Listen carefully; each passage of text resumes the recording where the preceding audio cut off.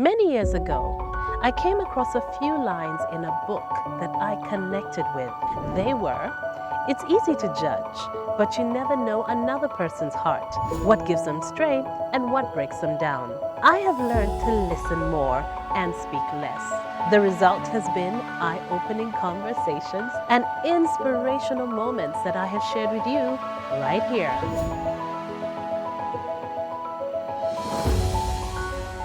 Hi, and welcome back to Crystal One-on-One. I am Crystal, and we are at Le Chateau Brasserie Belge. I am with someone who's not big on titles, but she's known as a counselor, a therapist, a life coach, and so many other things. Gloria Akech. How are you doing? I'm very good, Crystal. How are you? Good. Welcome to the show. Thank you for having so me. So nice to sit down with you. I love Thank you. the wrap and the Thank hair, you. the Thank jewelry. you. You look Thank amazing. You. Thank you. How's your morning today? I live quite really fast. So you wake up very early. When you wake up very early and have to beat traffic up, when you escape this one, then there is another one ahead, and but I'm okay. I'm good. Actually, you It's know the what, hustle. before we even go any further, Please. I have to ask you. You said you sleep at 4 a.m. I'm Yes. like, no, we have to start there. Why would you sleep at 4 a.m.? This is like what, weekdays or? Every day. Every day. It depends on my schedule, though. I have very many clients abroad. Okay. So the time difference is really an issue. Okay. We're online, we're doing this, we're doing that, and then I can't tell my client to be up at night. Okay. I have to find a way of compromising. They also have to work that side. It's a bit fair on my side because it's me, I'm the job. Yes. It's easier if I flip my time. They are employed, they work for somebody else. So I do it for them. Okay. I stay up, I also write in the night, read a lot. Okay. Go through social media because most of my research is done on real life, on what is really happening on the ground, not what I'm going to read in a book that was written by somebody who might not even know what really goes on in Africa or Uganda per se. Yes. So, yeah, and I think smarter in the night. Okay. See, she understands herself very well. The last time we met, you were Yes. actually speaking. So I'll also Okay. say you're a motivational speaker. True. And one of the things that I remember you said that I really liked was that, do what works for you. True. It's easy to read about other people. It's easy to hear about other people and what worked for them, but you have to find what works for you. True. Then you also said that you've been through a lot, so you bring your own experiences to the things that you do. Yes. It hasn't been an easy journey. Yeah. Actually, to some people, they might think, she's had it cookies and ice cream, but that's not true. I have been my mom's baby. Even to now. death. You get, if you really want to piss off my mom, piss me off. Oh. Or do something. And it didn't treat or make certain people that happy, but I've gotten to understand it now when I've grown up. Is that your siblings? Yeah, and other people. Some people felt left out, but it's now that I'm getting to understand why maybe she loved me that much, because she prayed to have me. And those days there were no scans and what, so... Was there a big gap between you and the one? No, she wanted a baby girl. Oh, so are they... Are you trying to say there are 5 boys? No, we are 3 girls and 3 boys, but she remarried. Oh. So with my dad, she had 2 boys. And she really wanted a girl. She didn't want to have more than 6 children. Okay. So it was like, if I have a girl, I'm done. So she had to pray about it. She's really Catholic. She had to pray about it. There is this novena thing. I want to give birth to a girl, and God granted her her wish. And I think if put yourself in her shoes, if you prayed for something and it happened, I believe you would really, really cherish it. And then there is this thing with last borns also, girls also, and her being a single mom most of her life. I really don't want to say she messed up. I would want to understand that she did things the way she saw fit. Okay. If I love my girl so much, I step into shoes, mommy and daddy. She doesn't have to miss the other kind of love. Yeah. So, of course, we've gone to nice schools. You've not lacked. You've not been chased home for school fees. You've not but it's surprising how people come to realize that I suffered depression for 15 years. And if I told you how old I am, you'd be like, it's not possible. It is very possible. That's why when I speak to parents, I tell them to pay very close attention to the behavior patterns their children have, because we label these things terrible too. Just a whining kid, just a moody kid, Always complaining, just always you know. complaining. But they are trying to communicate in the best way they can, because let's say a child of 10 is not going to come to you and tell you, I feel like dying. Clearly you won't get it. A child Yeah. of 10 is not going to come and tell you, I've had these weird dreams, I have monsters in my dreams. You'll be like, you watched a horror movie, it's just in your mind. Usually as parents, we brush off these things, we term them, give them different terms, and we miss out. Yeah, it's just nightmares. It's just Thank you. night terrors. Exactly. And also as a single mom, she had a lot on her plate. You have 6 children, you have to take them to school, you have to feed them, clothe them, and these. So I'm just gonna love you. I'm just gonna love you. I'm just gonna love you. I'm just gonna love you. I'm just gonna love you. And I started drinking very early because alcohol was in our home. So it was normal to drink. It wasn't a bad thing, by the way. It wasn't a big deal. It wasn't. Don't touch that. No. And it was normal. It happened, and I realized, actually, when I take this thing, I black out. How old were you? You sleep off. But how old were you when you Really started starting drinking? to seriously drink, like Yes. seriously, was in my O level. Okay. I would actually mix my quencher with alcohol. Then, unfortunately, we had like guards at school whom you would tip, and then by then there were these small circuits, you know. Thank you, government, for banning that stuff. So it was easy to sneak in all these things. Yes. And then also the guards, the cleaners at school would bring you more if you wanted. In my HSC, some teacher used to actually, you know, he wanted to be the cool teacher, lack of a better word, he wanted to be probably the cool teacher. And you would send him for this and he would bring it. I was not into people, I was branded proud, but not that I was proud. I don't know how to be around, to date, I don't know how to be around very many people. Okay. Because I start thinking, you're going to make me explain myself so hard, and I don't know how not to be me.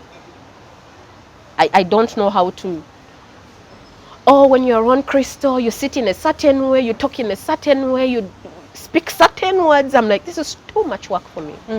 And because I didn't really have friends growing up. My mom to date is my best friend. Yeah. I really didn't have friends that much. It's not an easy thing for me. As much as I might try, I find myself in Uganda, they say, Ozala abantu emizi. Like, somehow along the way, I'm like, this person is off. But they don't get me. Even when they do.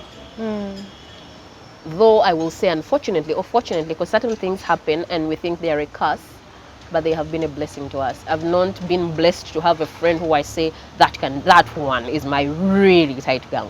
Do you think it might be because maybe you don't open up? True, fair enough. And that's why I said I know my issues and I don't want to put them on other people, so I say I would rather keep my distance. Because alcohol was a normal for me. It stopped really. So you being didn't need to cool. socialize Thank and all you. that. It stopped being cool. Then I tried weed. But you know, everybody will smell weed on you and everything. Again, this was still in school. Yeah, this is still in school. Cigarettes, still in school. Even out of school, I would smoke like 2 packets a day. And this is the shocking thing that very few people knew. The fact that I did not really associate with very many people. I had few friends. If you're my friend, by the way, you're my friend. And if you're not, you're not. I can't be in between there, acquaintances. I don't know what. It doesn't really work well for me because I feel I'm in therapy to date. Yeah, because with depression, there is no cure. It's a lifelong kind of recovery thing. You have to be in it because we live amongst the trigger points. We are not going to, the trigger points for depression are our daily life, the people around us, the things around us, the words around us. So we cannot take those things away. You just have So to you learn. have to live with it. Thank you. You learn coping mechanisms. You must identify what flips you. Like me, negative energy just doesn't work for me. Because I have trained myself. I told you I did not grow up with lots of friends. Yeah. I have trained myself to be my own strength. So I have this thing in my mind of what gives you the right, or who gives you the right to think Crystal is this? What if she's not? Instead of seeing her in that angle, have you taken a chance to sit down with Crystal and ask her, but why do you smoke? Yeah. I'll walk away. Okay. I'll walk away. For So me, basically, toxic situations, toxic people. they're not my thing. Yeah. Because these judge, jury, and executioners who think they have the world so figured out in their minds, that's not how the world works. No. You know, when reality kicks in, these people have their own issues that are burning, that they are so ashamed to talk about in public that talking about somebody else's problem is actually better. Yeah. So I'm like, please. I'm an introvert. It's work home. Even when I'm That's to have your fun. routine. I love music. I will go and dance my head off, but because music comes with the alcohol and with the other co-curricular activities in the bar, I had to train myself on, okay, you must have boundaries, you must have limits, because you cannot say I am strong enough to say no when you're around the things that make you weak. Yeah. That's a good point. Yeah. So I had to find a way of, yeah, if I'm going to go to a bar, there's this one person I know, she's stronger than I am. She won't let me, flip. But that I also trust her enough not to judge me if I did. That's the thing, and that's a balance. And there. unfortunately, those people are either not there or they are very few. Meeting such a person, I've tried, in therapy they tell you all these things, it starts with you, maybe it's you, and I'm like, okay, let me be nice. But still, when I've been nice, I'm still not, I got to a point of accepting that not everybody is going to like me or understand me, but I just have to be okay. Because that really... Because you're not going to change yourself. Thank who you. you are. Thank you. Because that really disturbed me growing up. It really disturbed me. People want you to be a certain way. They want you to do certain things. They force you to be something you're not, and you're struggling to be another person. I remember in primary, P2, P3, I would go halfway. My mom doesn't even know this. I would go I was in Nakasero Primary, and we used to stay around Ministry of Lands. So I would just walk and stop halfway. You know the substation around Shimoni, former Shimoni? Yeah. And I would just chill.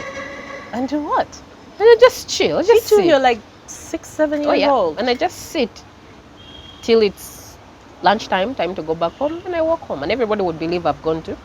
Because the days I would really get into class were the days I've gone with my siblings, because we're older. The days I was going to walk with neighboring kids, I would find my way of not reaching. And that's really young. Yes. And I've battled with things in my head. I still battle with some of them. That I got to a point, I've had my mentees ask me, but when you tell us your stories, we break down and cry, but how did you end up here? And I'm like, I also don't know. Honestly, I don't know. The only thing I know is I made a choice. Because 10 years ago, I wished I had a me I was listening to. I'm the kind of person who likes going to places nobody wants to go. You'll find me in the middle of the night sitting on the street with prostitutes. Okay. Just asking them, but first tell me, how do you have the courage to do this? Just having a normal conversation.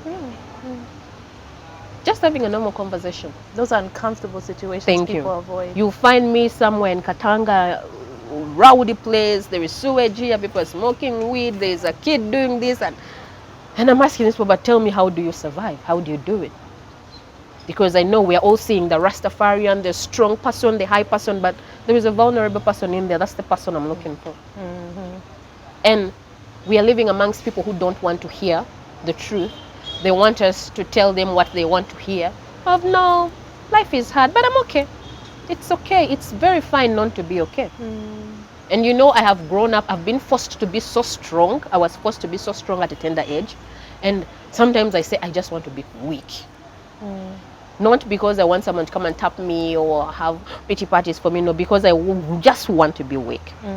It's okay to feel this, because when you feel that kind of connection is when you're going to connect to another person, the empathy. Yes, yes. I cannot help another person if I don't feel this thing. That's why I disagree with counseling most of the time, the things that we read in the book of don't attach yourself to the client. And I'm like, how am I going to help this person when we are thinking different things? They're different. I mean, I learned there are different kinds of counseling and therapists. Because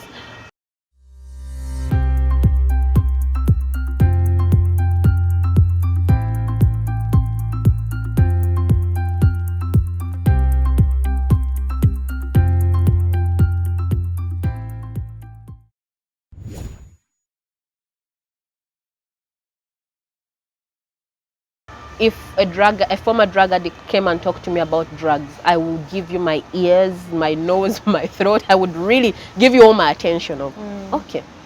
Because there is something that a person who just read about it doesn't know. The difference is you felt it. Yeah. They just read it. Yeah. And when people just read, then they just preach. Thank you very much. And tell you what you're supposed to do. Thank you very much. And every time you that's like dictatorship. Every time you force something onto somebody, because all my clients, I keep telling them it's okay to fail. Okay, we've tried it this time, it hasn't worked. We've tried it again, it hasn't worked. Let's keep picking the lessons. But that's the thing about depression. Yeah. I mean, people expect you just snap out of it. Just, come on. I've been asked very many times, you sound so arrogant, you sound so rude. I'm like, no, I'm protecting me. We live amongst bitter people, angry people, people who are out to damage others because they are equally either broken or, damaged. Pity parties and misery loves company, and they want all of us to be the same way. So, yeah, if I put you down, then I feel good. So, no, I've got to get to a point where I have to protect me, because if I don't do it, nobody is going to do it. If, for example, we go on social media and somebody writes something about Crystal, oh, Crystal is this, and this, and all your fans come in and defend you on what, you'll be like, yeah, can be they're defending me, but it's not going to change until you defend yourself. Not on social media, within yourself. We must have boundaries. Yeah. If another person fought for you, you would be, okay, I'm pleased, thank you very much for this and that. But if you defended yourself, there is a kind of like strength you get, that feeling of, I got this. And nothing is as important as that. Because these people can go away anytime, any day. Social media doesn't have friends. You're not sure if today they are on your side, tomorrow they are not on your side. So you have to you get to a place where I am going to defend me regardless of my flaws. When I'm weak today, I'll figure out how to get strong. If the other person comes in to defend me, thank God. But if they don't, I'm still going to be okay. I want to take you back to when you said you were in P2. Yes. And you would avoid going to school. And then earlier you said that, you don't want to judge your mom. She was doing the best that she could. Do you feel like she never noticed? Is that what you mean? She was at work. She was at work. How would she know?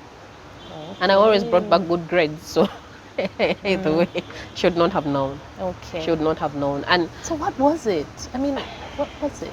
Did something happen?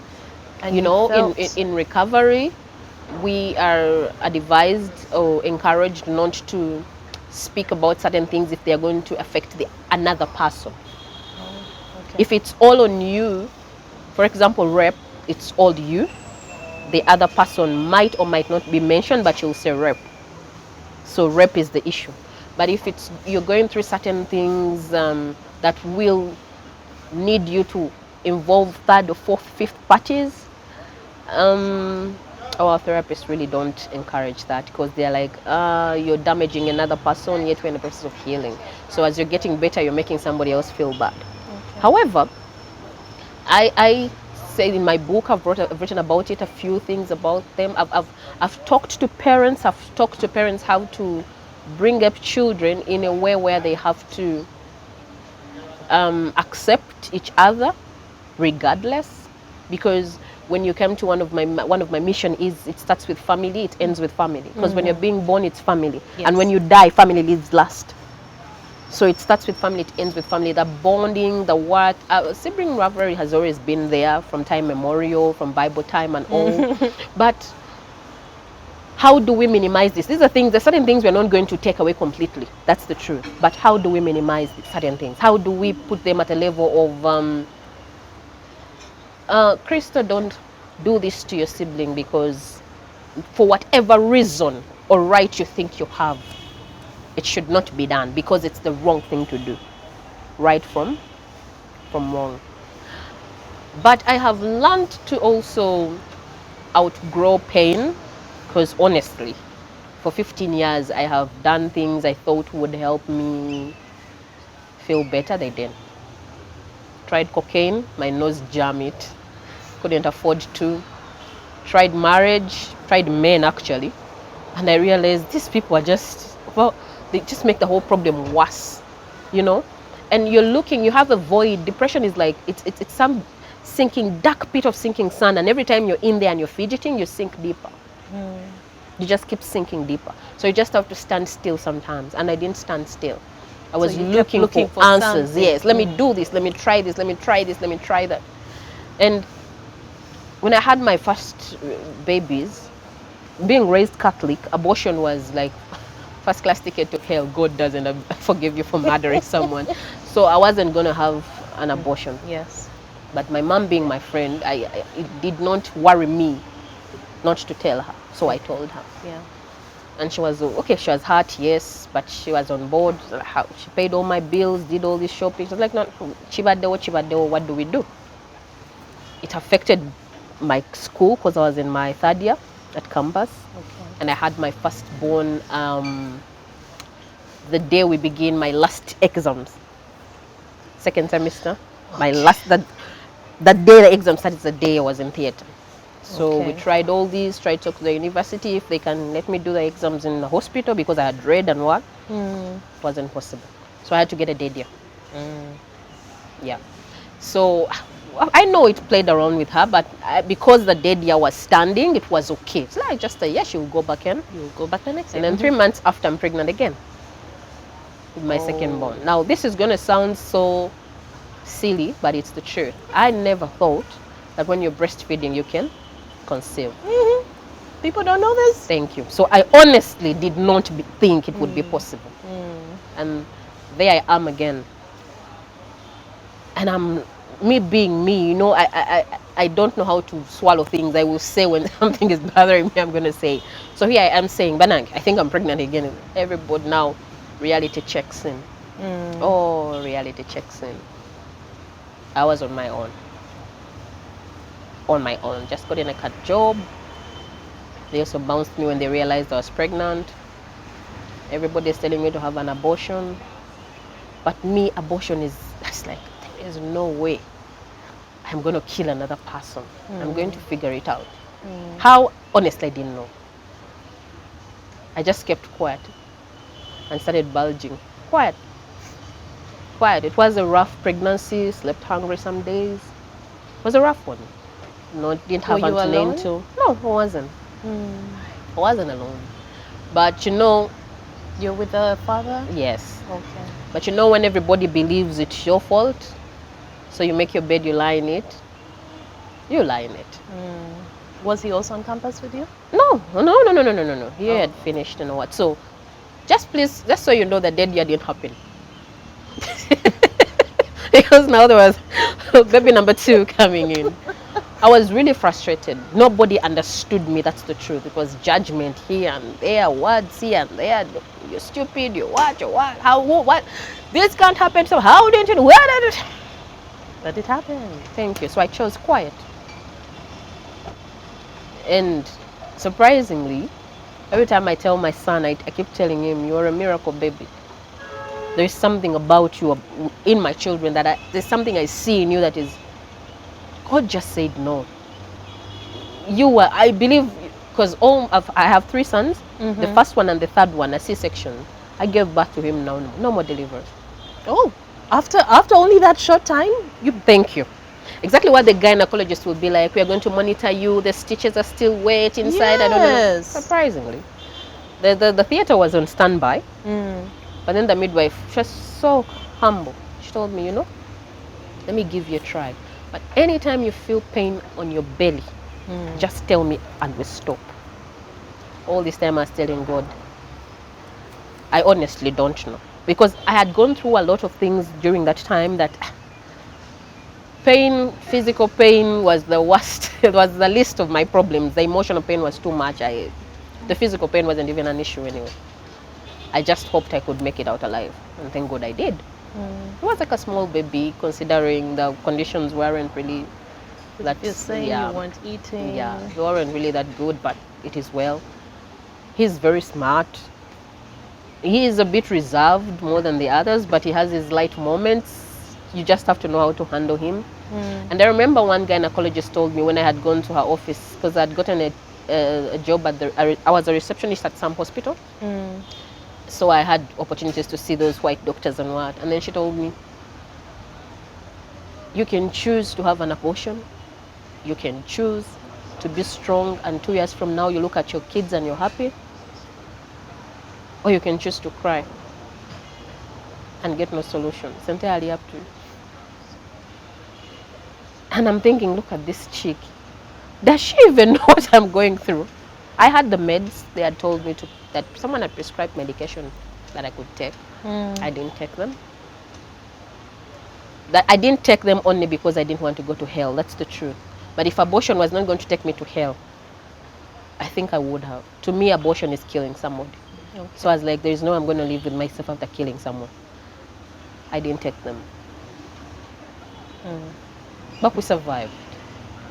And I looked at my babies. They look like twins. I look at them and I'm like, I can imagine they're so close. Only that the second one surprisingly is taller. So he looks like the first one. He looks like he's the firstborn. Yeah. It hasn't really been easy. I've made choices that I didn't want to make, but I had to make.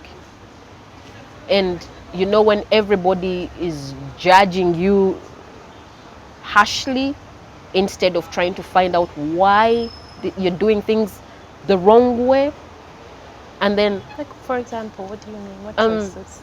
Like for example, if when I was in that relationship, things were really shaky. Yeah. And was it an abusive relationship? No, it wasn't physically abusive. No, it wasn't physically abusive. But I will say, I think he wasn't ready. You know, a friend of mine asked me sometime, but you're funny, you never talk bad things about your exes. I'm like, no, the reality is they might have been bad for me, but it doesn't mean they're going to be bad for another person. Sometimes people are mismatched. It doesn't make them bad. Yeah. And at the end of the day, they're the fathers of my babies, so there's no way I'm going to, you know, bring all hell on this one person because you did this to me. Then what? But all that bitterness as well. I really love peace. It affects you. Thank you. I really love peace. I love my head being in the right place. Sometimes I tell myself if I need a break, I don't even counsel people when I'm not okay.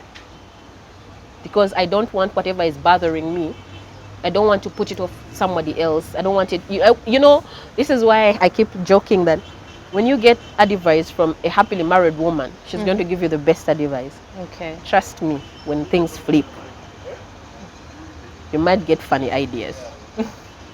You get. But this doesn't mean it's bad. It's the situation that person is in. So I train myself that if I'm not feeling well, if I feel my mind is not in the right place, I take a day off. Okay.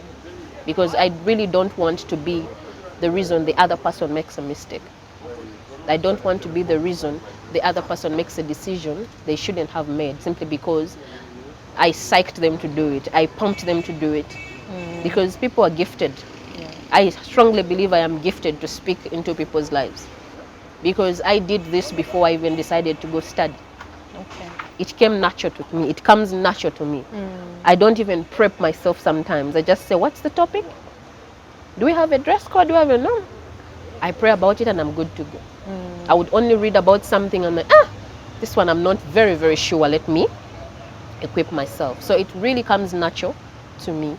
And I'm so passionate about my job, not because I'm too smart or I'm too brave. It's because I'm dying to see people get better. I'm desperate to see people get better.